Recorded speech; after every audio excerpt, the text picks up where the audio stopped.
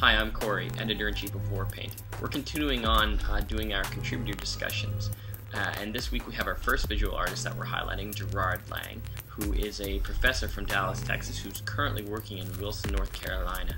And he submitted, and we of course published, a piece called Memorial Tree 14.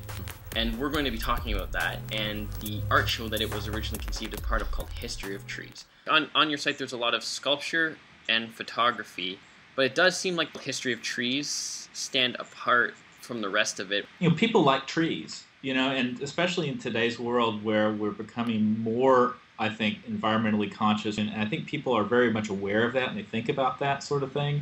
And a tree is a symbol of nature. It's the universal symbol of nature. And I think people are drawn to that because inherently we're really meant to live in concert with nature, and we don't. And we're separated from that. Because it's in our core, we are drawn to it, and we're drawn to the symbol of nature, which is the tree.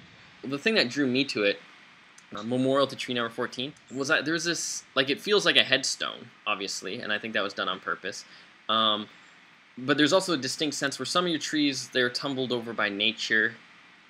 Some trees were still alive. This tree, very clearly by the way it was cut, you could tell it was cut by a human. So then there's a discrepancy between the real life where it's just a cut down tree, probably no one cares.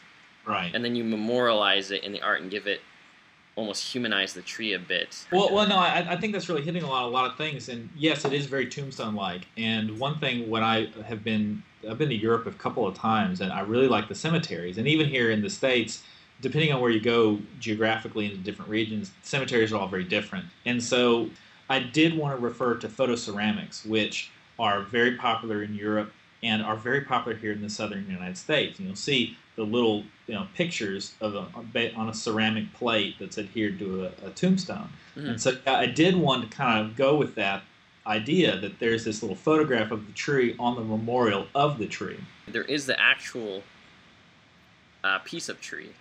Right. What's the actual relationship between that stump and that? Is it just a random branch that you thought looked good? Well, I hate to admit it, but yes, it's actually random. And, well, I figured it would be with how much that tree was cut down, that you'd be able to, like, you're like, it was laying beside it, maybe, but it was like, I figured it wasn't, but how did you go about pairing it then? Completely random, arbitrary, but I liked, that debris. I just like to pair that debris with the actual tombstone-like memorial. And when I was developing concept for this show, I'm doing more series of works which are based on the idea of exhibiting, rather than just doing 35 or 40 photographs.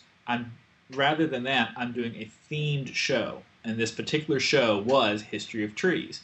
And so I had the traditional tree collages. I also had the color photograph, arbor study, and other is in that same series of the out-of-focus tree photographs.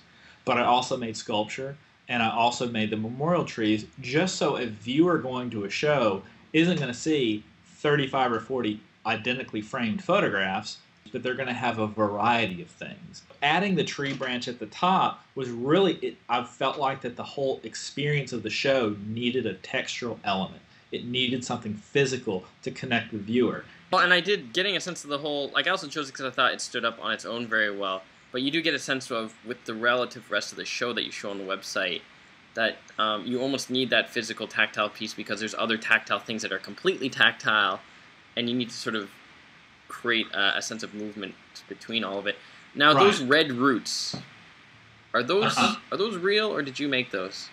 No, those are real trees, and I actually got one of my students to go out into a field that they had just cleared, and we dug up a couple of stumps. If you want, I can go get one, because I have them. If you can grab one, that would be great. Yeah, hold on a second.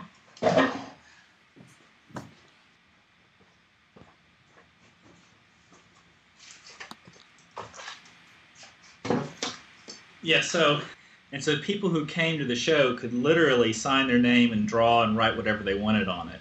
And then the idea that people go to the woods and they carve their name in trees, but here they have this red tree and they can sign their name in the white paint marker. Mm-hmm. And unfortunately, some kind of wood beetle has gotten in them, and all of them are infested. And so I'm probably going to have to throw them all away. It was great talking to you, and have a good rest of your day. Yeah, same to you. It was great. It was a great opportunity to be part of your publication. I was really excited to get that notification that I was going to be part of it, and it's been a great process the whole way. So thank you.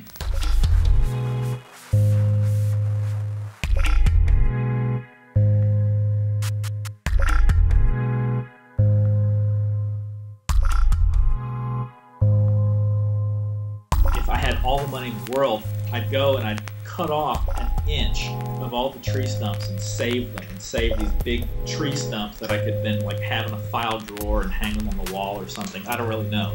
There's ideas that you have that sometimes you want to do but you can never afford to do, and they're just ideas, but that idea is worth something because it goes into who you are and how you make your art.